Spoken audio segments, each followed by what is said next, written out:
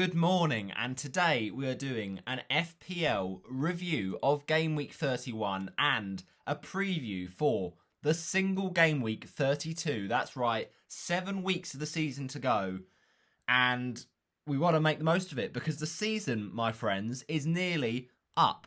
We've got only 7 game weeks left. So, before we even start this pod, I need to talk to you about my strategy. My strategy, and I'm not talking about chips, but I'm talking about making fantasy football fun again. And what that means, what that involves, is the last 7 game weeks of the season, I'm just going to play aggressively and embrace the chaos. Because one thing that usually is said, and I will say it again, I'll reiterate it, in the last 7 game weeks of the season, if you're trying to get up in your mini leagues, which I'm chasing a few, mini league rivals, then ultimately the philosophy that you should take is this. What you should do is just accept that it's a hard battle, but equally, the way to get around that hard battle is to take risks. And I'll be honest, if we aim high and fall short, we still achieve more than aiming low and falling short. So that was an iconic quote by Gail Lynn Goodwin. We're going to do that. We're going to take risks. But that's what this game's all about. And more than anything else, these last 7 game weeks, play aggressively, embrace the chaos. If I get 7 red arrows between now and game week 38, okay, so be it.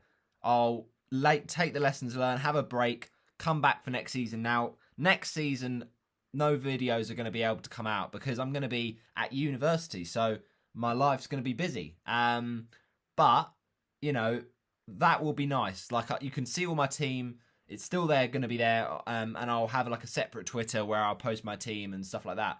But it will be a lot less time spent on it. But we're going out with a bang, and I just want to go out enjoying Premier League football.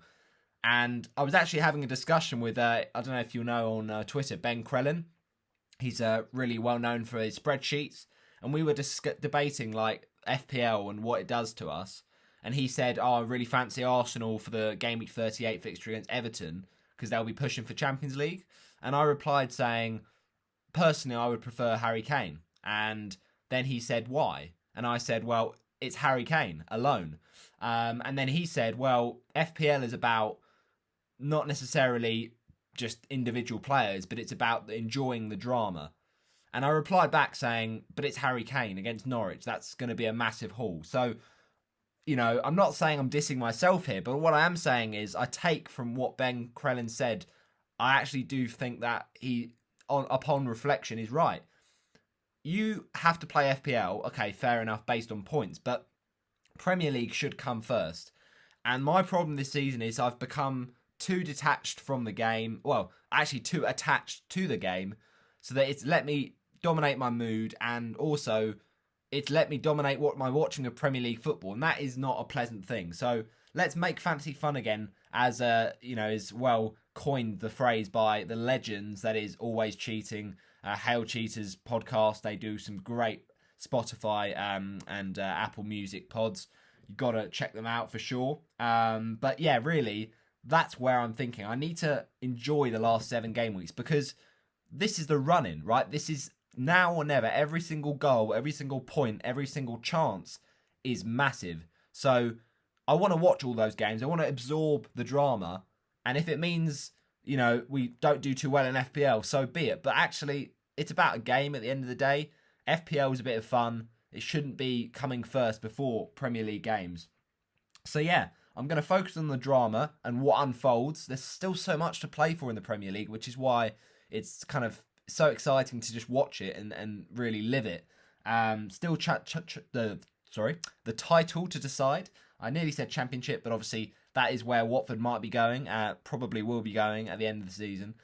So yeah, still the relegation fight, still the top 4 fight. There's still a lot up for grabs, and it's very, very exciting. So let's watch the games. Let's kind of put FPL a bit secondary, but we're also going to be a bit maverick, because you know what? When you take hits, they most of the time don't pay off because you just take it and you like the thrill of it.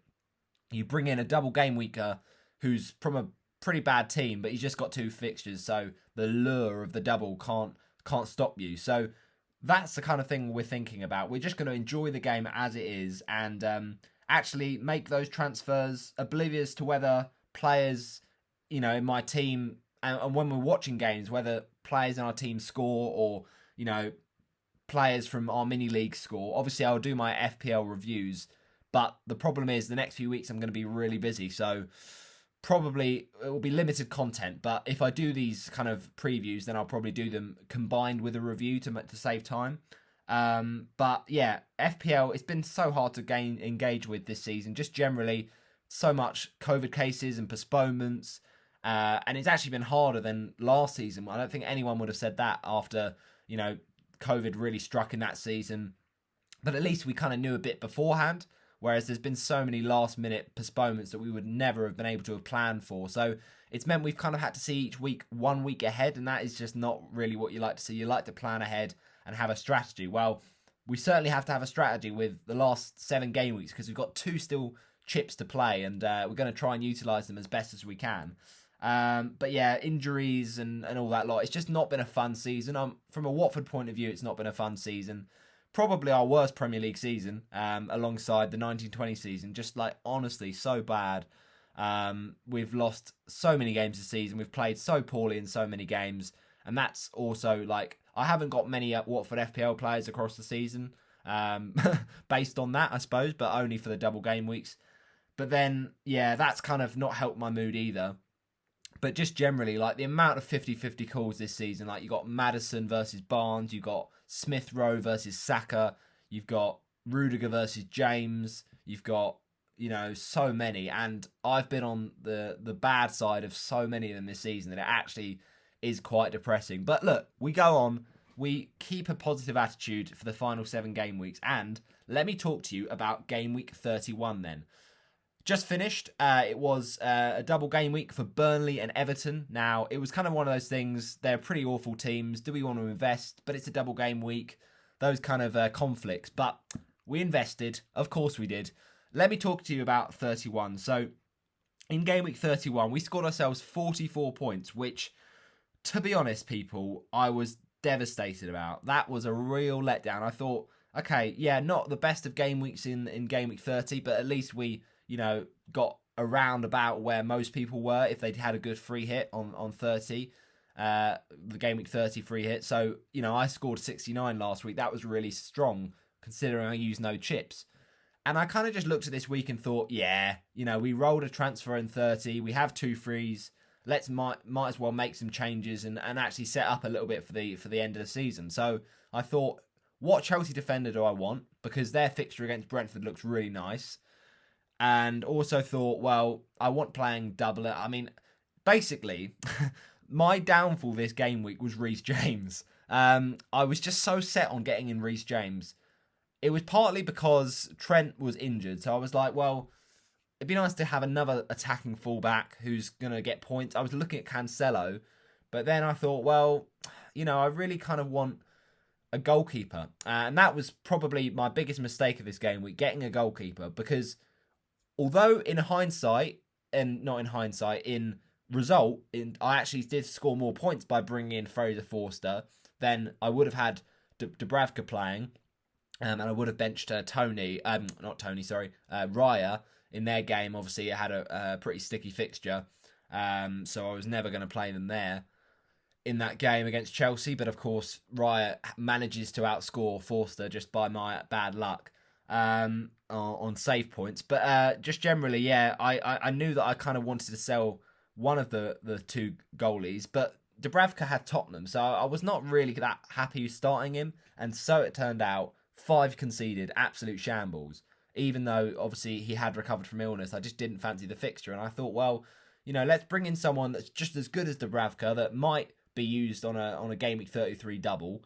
So I brought in Forster, and the reason I brought in Forster was because he has good fixtures kind of rotating with Raya really nicely, and also he doubled in 33, and he was cheap, so it didn't mean I had to take that much money out of my team and into my goalie spot.